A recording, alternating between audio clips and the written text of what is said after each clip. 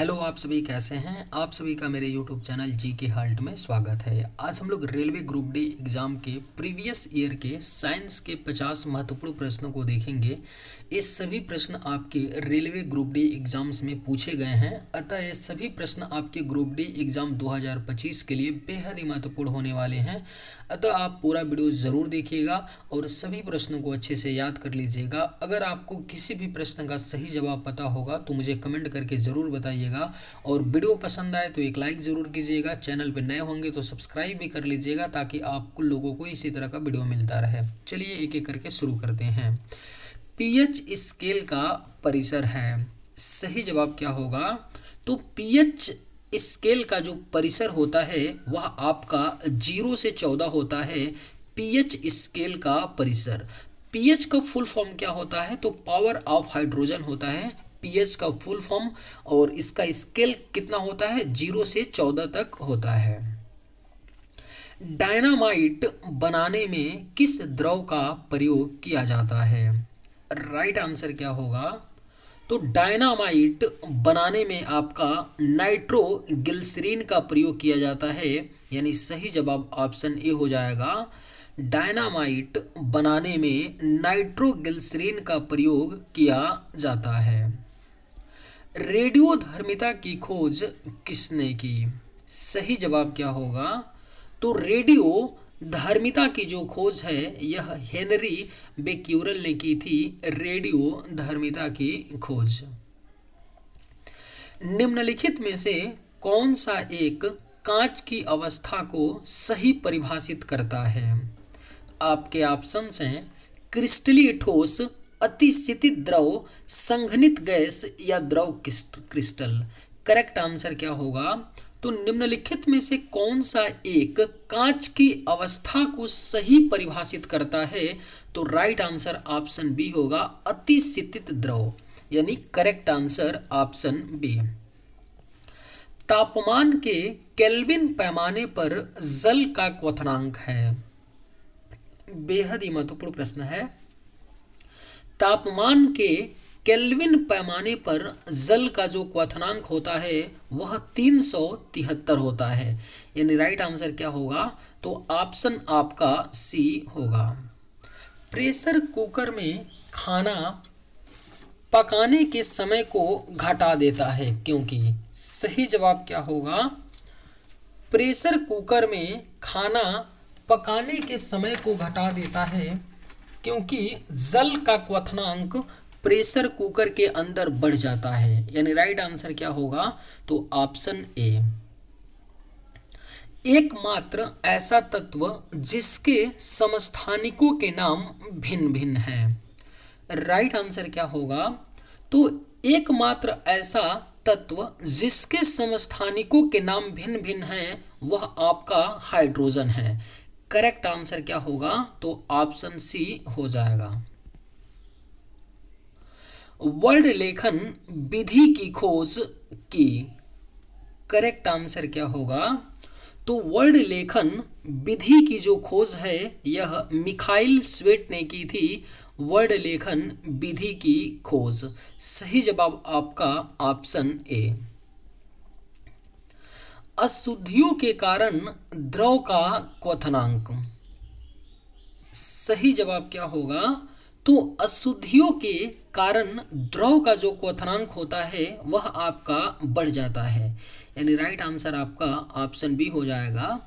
अशुद्धियों के कारण, यानी किसी अगर द्रव में अशुद्धि है तो उसकी वजह से जो द्रव का क्वथनांक होगा क्या होगा? बढ़ जाएगा। आधुनिक आवर्त सारणी में तत्वों को व्यवस्थित किया गया है, सही जवाब क्या होगा?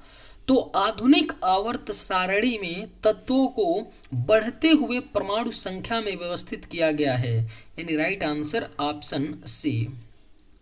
निम्न में से अक्रिस्टलीय ठोस का उदाहरण है? डायमंड, NaCl, रबड़ या क्वार्ट्ज। राइट आंसर क्या होगा? तो निम्न में से अक्रिस्टलीय ठोस का उदाहरण क्या है? तो रबड़ होता है अक्रिस्टलीय ठोस का उदाहरण। किस बंध की बंध ऊर्जा अधिकतम होगी? अगर आप लोगों को ये वीडियो पसंद आए तो एक लाइक ज़रूर कीजिएगा और अगर आप इस चैनल पे नए होंगे तो सब्सक्राइब भी कर लीजिएगा। किस बंध की बंध ऊर्जा अधिकतम होगी? तो राइट आंसर ऑप्शन ए होगा आयनिक बंध। आयनिक बंध की जो बंध ऊर्जा होगी वह क्या होगी? अधिकतम होगी। आधुनिक आवर्त सारणी के पांचवें आवर्त में कितने तत्व हैं? करेक्ट आंसर क्या होगा? तो आधुनिक आवर्त सारणी के पांचवें आवर्त में 18 तत्व हैं, यानी करेक्ट आंसर ऑप्शन सी। तत्वों के वर्गीकरण संबंधी अष्टक नियम की संकल्पना प्रस्तुत की। सही जवाब क्या होगा? तो तत्वों के वर्गीकरण संबंधी अष्टक नियम की जो संकल्पना है यह न्यूलैंडस ने प्रस्तुत की थी। परमाणु तत्व संख्या 29 किससे संबंधित है? करेक्ट आंसर क्या होगा? तो परमाणु तत्व संख्या 29 किसका होता है? तो कॉपर का होता है। यह आपका डी ब्लॉक से संबंधित होता है, कॉपर, जिसका परमाणु संख्या 29 होता है। आधुनिक आवर्त सारणी में है, राइट आंसर क्या होगा? तो आधुनिक आवर्त सारणी में 18 समूह और 7 आवर्त हैं, यानी सही जवाब आपका ऑप्शन बी होगा। किस प्रक्रिया में इलेक्ट्रॉन का ग्रहण यानी लाभ होता है? आपके ऑप्शंस हैं अपघटन, ऑक्सीकरण, अपचयन या संशोधन। सही जवाब क्या होगा? तो किस प्रक्रिया में इलेक्ट्रॉन का ग्रहण होता है? तो करेक्ट आंसर ऑप्शन सी होगा अपचयन। अपचयन में इलेक्ट्रॉन का ग्रहण होता है। पक्षियों के अध्ययन को क्या कहा जाता है? सही जवाब क्या होगा? तो पक्षियों के अध्ययन को ऑर्निथोलॉजी कहा जाता है, यानी सही जवाब आपका ऑप्शन बी। क्विक सिल्वर के नाम से किसे जाना जाता है? करेक्ट आंसर क्या होगा? तो क्विक सिल्वर के नाम से पारा को जाना जाता है, क्विक सिल्वर के नाम से, Hg। पारा को क्विक सिल्वर के नाम से जाना जाता है। द्रव सोना के नाम से किसे जाना जाता है? बेहद ही महत्वपूर्ण प्रश्न है, इसे आप लोग स्टार मार्क कर लीजिए, पूछा जा सकता है। द्रव सोना के नाम से किसे जाना जाता है? तो राइट आंसर ऑप्शन बी होगा पेट्रोलियम। पेट्रोलियम को द्रव सोना के नाम से जाना जाता है। क्विक लाइम के नाम से किसे जाना जाता है? सही जवाब क्या होगा?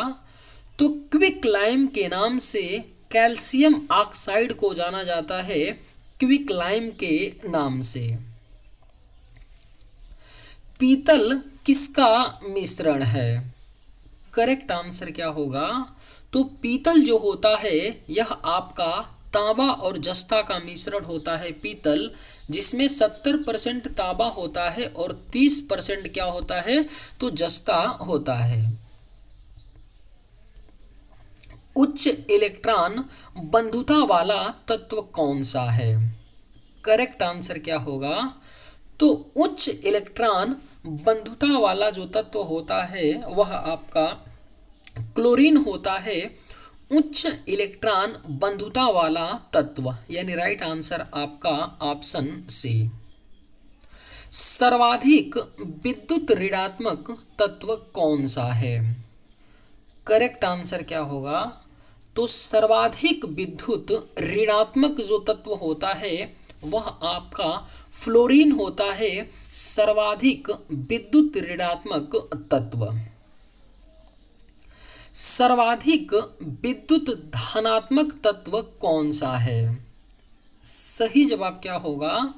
तो सर्वाधिक विद्युत धनात्मक जो तत्व होता है वह आपका फ्रांसियम होता है, सर्वाधिक विद्युत धनात्मक तत्व। मानव निर्मित प्रथम तत्व कौन सा है? बेहद ही महत्वपूर्ण प्रश्न है। मानव निर्मित जो प्रथम तत्व है वह आपका पोलोनियम है। मानव निर्मित प्रथम तत्व, यानी सही जवाब ऑप्शन डी होगा। गोबर गैस का प्रमुख अवयव क्या है? आपके ऑप्शंस हैं ऑक्सीजन, हाइड्रोजन, क्रिप्टन या मीथेन। करेक्ट आंसर क्या होगा? तो गोबर गैस का जो प्रमुख अवयव है वह आपका मीथेन होता है। मीथेन यानी कि CH4 होता है गोबर गैस का प्रमुख अवयव। अमोनिया की खोज किसने की? राइट आंसर क्या होगा? तो अमोनिया की जो खोज है, अमोनिया NH3 की जो खोज है, यह किसने की थी? तो हैबर ने की थी अमोनिया की खोज। यूरिया में कितना प्रतिशत नाइट्रोजन पाया जाता है? करेक्ट आंसर क्या होगा? तो यूरिया में कितना प्रतिशत नाइट्रोजन पाया जाता है? यूरिया क्या होता है इसका रासायनिक सूत्र? NH2CO NH2 होता है यूरिया का रासायनिक सूत्र। इसमें नाइट्रोजन 46% पाया जाता है। यूरिया में नाइट्रोजन, यानी सही जवाब ऑप्शन डी। अमोनिया गैस बनाने की हैबर विधि में किसका प्रयोग उत्प्रेरक के रूप में होता है? राइट आंसर क्या होगा? तो अमोनिया गैस बनाने की हैबर विधि में उत्प्रेरक के रूप में लौह चूड़ का प्रयोग होता है, यानी करेक्ट आंसर ऑप्शन ए। प्राकृतिक रबर में सल्फर मिश्रित करने की प्रक्रिया क्या कहलाती है? राइट आंसर क्या होगा? तो प्राकृतिक रबर में सल्फर मिश्रित करने की जो प्रक्रिया है वह आपका वल्कनीकरण कहलाती है। प्राकृतिक रबर में सल्फर मिश्रित करने की प्रक्रिया। भूपटल पर सल्फर की प्रतिशतता कितनी है? सही जवाब क्या होगा? तो भूपटल पर सल्फर की जो प्रतिशतता होती है वह 0.05% पाई जाती है। भूपटल पर सल्फर की प्रतिशतता। मानव शरीर में सर्वाधिक मात्रा में पाया जाने वाला तत्व है। अगर आप लोगों को ये वीडियो पसंद आए तो एक लाइक ज़रूर कीजिएगा, और अगर आप इस चैनल पर नए होंगे तो सब्सक्राइब भी कर लीजिएगा। मानव शरीर में सर्वाधिक मात्रा में पाया जाने वाला तत्व है। सही जवाब क्या होगा? तो ऑप्शन बी होगा ऑक्सीजन।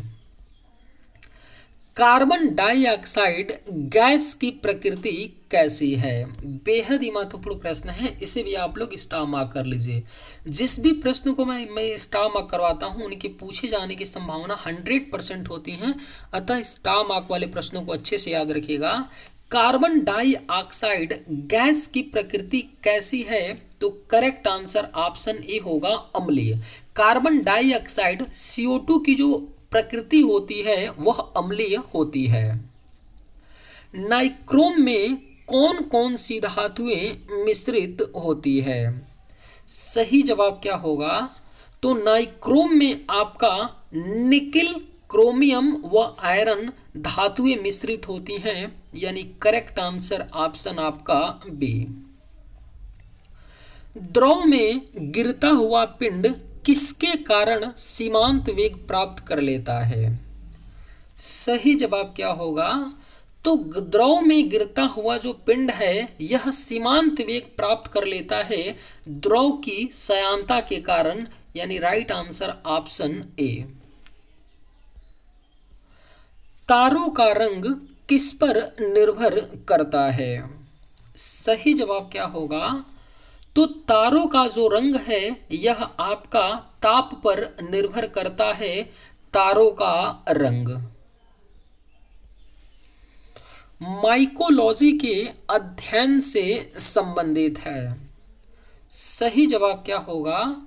तो माइकोलॉजी कवक के अध्ययन से संबंधित है। Correct answer option B. Sericulture किससे संबंधित है? सही जवाब क्या होगा? तो सेरीकल्चर जो है यह आपका रेशम के कीड़ों का पालन से संबंधित है, सेरीकल्चर। निम्नलिखित में से कौन सा कोशिका में अधिक मात्रा में पाया जाने वाला अणु है? राइट आंसर क्या होगा? तो निम्न में से कौन सा कोशिका में अधिक मात्रा में पाया जाने वाला अणु है? तो सही जवाब आपका ऑप्शन ए, जल। कोशिका सिद्धांत निम्नलिखित में से किस पर लागू नहीं होता है? आपके ऑप्शंस हैं जीवाणु, कवक, शैवाल या विषाणु। सही जवाब क्या होगा? तो कोशिका सिद्धांत निम्न में से किस पर लागू नहीं होता है? तो राइट आंसर ऑप्शन डी होगा, विषाणु। कोशिका सिद्धांत विषाणु पर लागू नहीं होता है। निम्नलिखित में से कौन सा घटक पत्तियों को हरा रंग प्रदान करता है? करेक्ट आंसर क्या होगा? तो निम्न में से कौन सा घटक है जो पत्तियों को हरा रंग प्रदान करता है? तो right answer option B, chlorophyll. Chlorophyll पत्तियों को हरा रंग प्रदान करता है। निम्नलिखित में से कौन सा नाइट्रोजन फिक्सिंग बैक्टीरिया है? राइट आंसर क्या होगा? तो निम्न में से कौन सा नाइट्रोजन फिक्सिंग बैक्टीरिया है? तो राइट आंसर ऑप्शन सी होगा, rhizobium. Rhizobium nitrogen fixing bacteria होता है। रोगों को फैलाने वाले कीड़ों को कहा जाता है? सही जवाब क्या होगा? तो रोगों को फैलाने वाले कीड़ों को वेक्टर कहा जाता है, यानी करेक्ट आंसर ऑप्शन बी हो जाएगा। रोगों को फैलाने वाले कीड़ों को वेक्टर कहा जाता है। एक वस्तु पर लगाए गए गुरुत्वाकर्षण बल को क्या कहा जाता है? सही जवाब क्या होगा? तो एक वस्तु पर लगाए गए गुरुत्वाकर्षण बल क्या कहलाता है? आपका वजन कहलाता है। सही जवाब ऑप्शन बी। निम्नलिखित कारणों में से किसके कारण बादल आकाश में तैरते हैं? करेक्ट आंसर क्या होगा? तो निम्न कारणों में से किसके कारण बादल आकाश में तैरते हैं? तो सही जवाब होगा ऑप्शन डी, निम्न घनत्व। निम्न घनत्व के कारण बादल आकाश में तैरते हैं। क्लोरोफिल वड़क का रंग है? सही जवाब क्या होगा? तो क्लोरोफिल वड़क का जो रंग होता है वह आपका हरा होता है। क्लोरोफिल वड़क का रंग, यानी right answer option A. Resin एवं गोंद कहाँ संचित रहता है? आपके ऑप्शंस हैं फ्लोएम में, कॉर्टेक्स में, छाल में या पुराने जाइलम में। राइट आंसर क्या होगा? तो रेजिन एवं गोंद जो है संचित रहता है पुराने जाइलम में। सही जवाब ऑप्शन डी होगा। चलिए आज के वीडियो में बस इतना ही। अगर आप लोगों को ये वीडियो पसंद आए तो एक लाइक ज़रूर कीजिएगा। थैंक्स।